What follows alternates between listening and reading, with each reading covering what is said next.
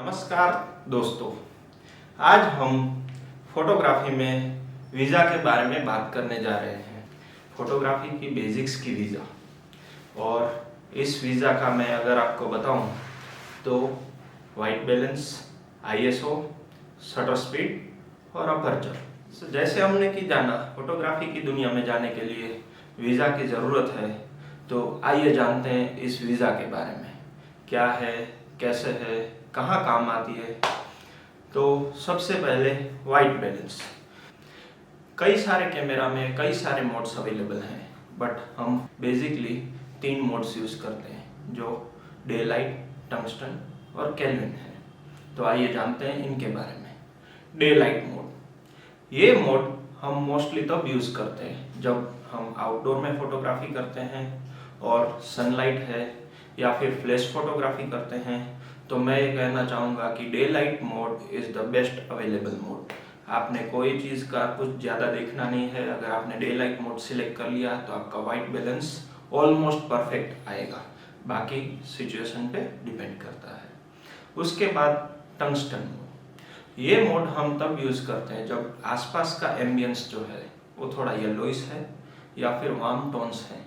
तो अगर इस तरह का एम्बियंस आपको मिलता है तो ऐसे में आप टंगस्टन मोड सिलेक्ट कीजिए और आपको और कोई सेटिंग देखने की ज़रूरत पड़ेगी नहीं।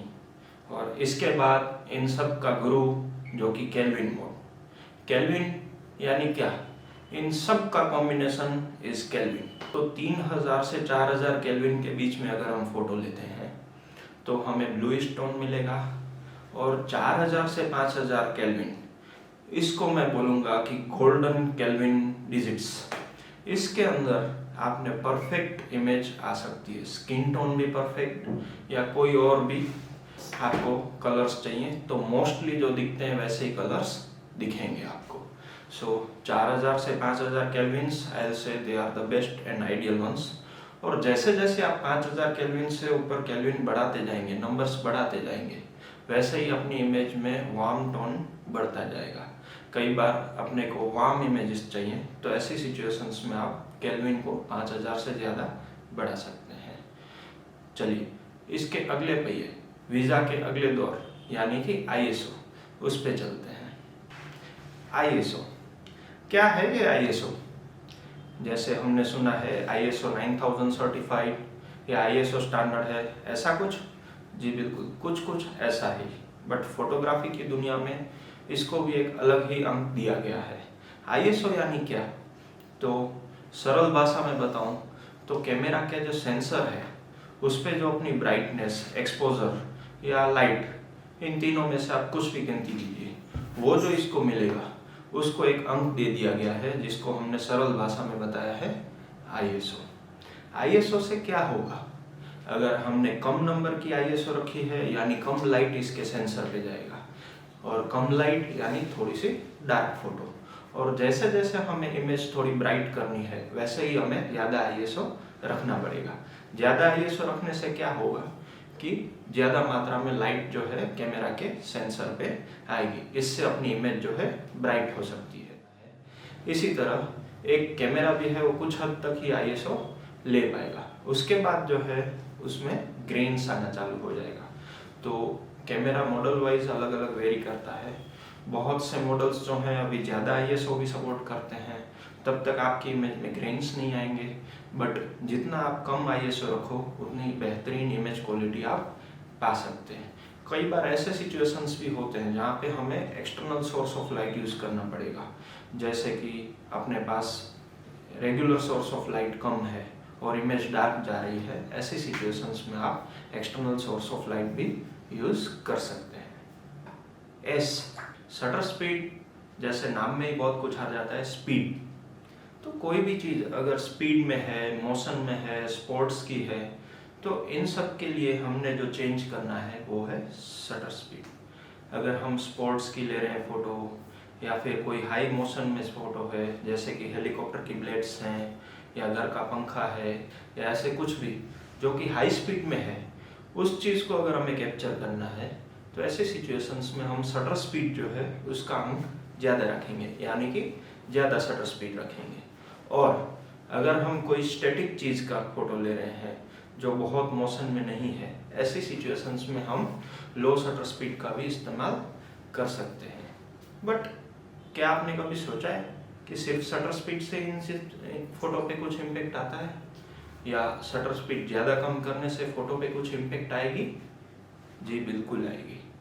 जैसे ही हमने शटर स्पीड बढ़ा दिया तो इस वजह से कैमरा के जो अंदर लाइट आ रही है वो थोड़ी कम पड़ जाएगी। इस वजह से क्या होगा कि फोटो थोड़ी सी डार्क हो जाएगी, और इसका वाइस वर्सा, यानी कि शटर स्पीड अगर कम है तो ज़्यादा लाइट कैमरा के अंदर आएगी।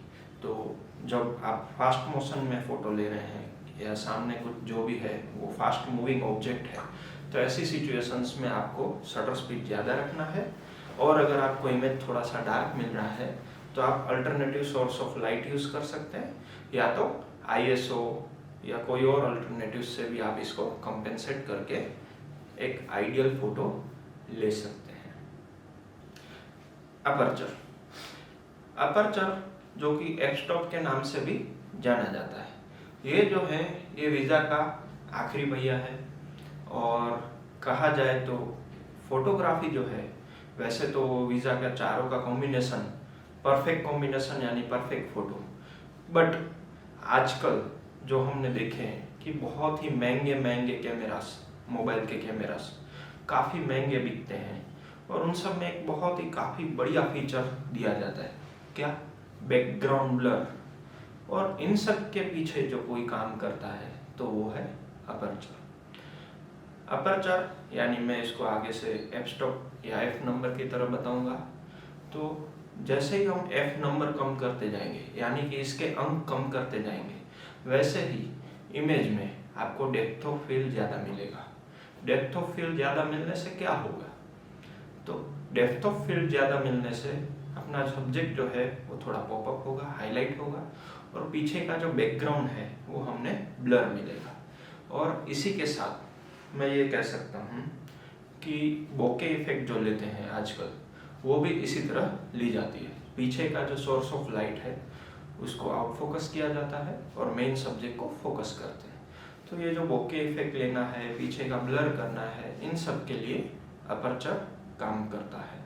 और इसी तरह अगर हमने ज़्यादा लोगों की फ़ोटो लेनी है, ग्रुप फ़ोटो लेनी है, पोर्ट्रेट्स के बगैर कोई और फोटोज़ लेनी है, जैसे कि लैंडस्केप, आर्किटेक्चर की शॉट्स, तो इन सब में हमने अपर्चर का जो नंबर है वो बढ़ा देना है। इससे क्या होगा कि आगे पीछे जितने भी ऑब्जेक्ट्स होंगे, कैमरा जो है वो सब पे फोकस करने की कोशिश करेगा। वो मैक्सिमम कोशिश करेगा कि वो सारे सब्जेक्ट्स को हाईलाइट कर दे और सारे सब्जेक्ट्स को कवर अप कर दे। बट इसकी वजह से the amount of light that enters the camera, उसमें भी एक फर्क आ जाता है। तो जैसे ही अपर्चर का नंबर यानी f नंबर कम होगा, ऐसे इमेज ब्राइट दिखेगी, ज़्यादा लाइट अंदर आएगा। और जैसे ही ये f नंबर बढ़ेगा, जैसे 10, 15, 16, ऐसे इमेज थोड़ा सा डार्क हो जाएगा। तो अपर्चर मोस्टली हम कितना सब्जेक्ट कवर करना है, क्या फोकस करना है, उसके लिए हम यूटिलाइज करते हैं। बट इमेज लाइट डार्क और सब्जेक्ट को हाईलाइट के लिए भी अपर्चर यूज होता है। और ये जो हमने वीज़ा के सारे टॉपिक्स कवर किए, जैसे white balance, ISO, shutter speed, aperture, इन सभी टॉपिक्स के बारे में हमने इन डेप्थ वीडियोस भी बना रखे हैं, जिसकी डिस्क्रिप्शन में हमने लिंक दे रखी है। तो भी वो वीडियो देखना ना भूलें, ताकि आपको उसी के बारे में इन डेप्थ पता चले। उम्मीद करता हूँ आपको इस वीडियो से काफ़ी कुछ जानकारी मिली होगी। आपको कोई और भी क्वेश्चन हो तो हमें कमेंट में ज़रूर बताएं, और हम डेफिनेटली कोशिश करेंगे कि आपको उसका एलोब्रेशन करने का दूसरा वीडियो बना के दिखाएं।